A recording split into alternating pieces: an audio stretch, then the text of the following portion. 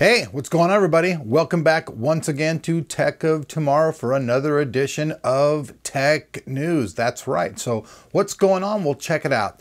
Top stories this week start off with MSI doing a refresh on their GX Destroyer laptop series. Now, these things are going to be pretty awesome. They're going to have two models that are coming out, the GX70 and the GX60, and those are going to only be like the only two models I think currently right now that we're going to see with all of the bells and whistles. They're going to contain A10 processors, and they're going to contain R9 290X graphics. So picture that.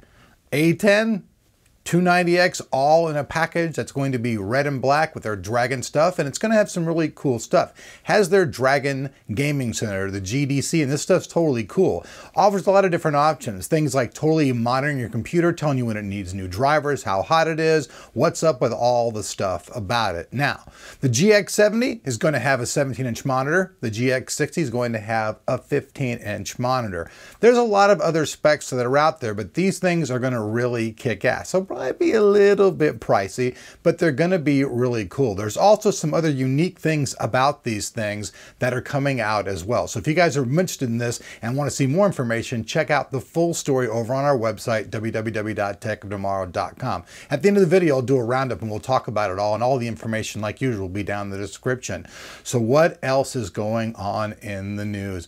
Okay, everybody out there knows Call of Duty. Now, there's going to be some changes now.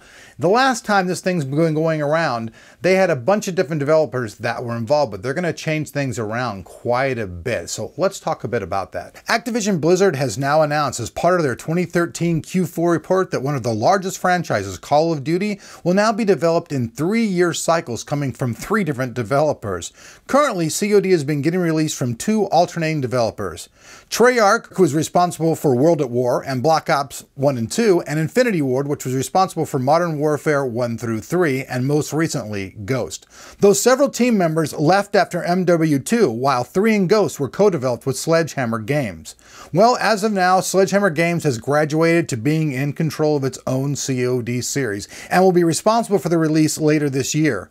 Treyarch and a reformed Infinity Ward will continue their current series Black Ops and Ghost, meaning that each game within the series will now have a development time of 3 years rather than 2. This innovation will hopefully bring a bunch of new things into the game, breed new blood, and hopefully make the series even better than it ever is. Me personally, I'm not the biggest COD guy. I think it's more of a console game. Whenever it ports over, the graphics aren't really that great. Maybe things will change in the future. We can hope so. At least, hey, I hope so.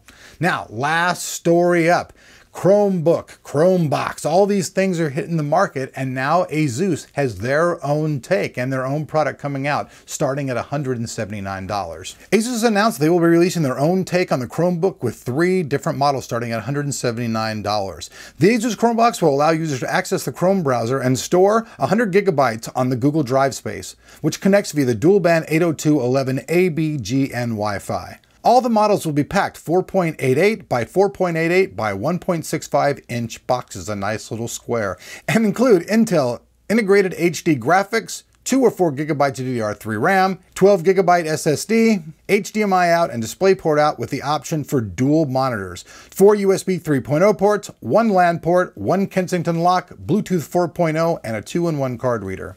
A lot of people have been going on about these new Chromebooks and all these things. For me personally, I'm wearing my PC in my living room. I have an HT PC, so this kind of product isn't like for me. But if you're somebody out there who's into this, you know, starting at $179, if you just need something to basically surf the web and do that kind of stuff, it's small, it's going to look cool, and hey, it's from Asus, so it's going to be pretty cool stuff. You guys know that.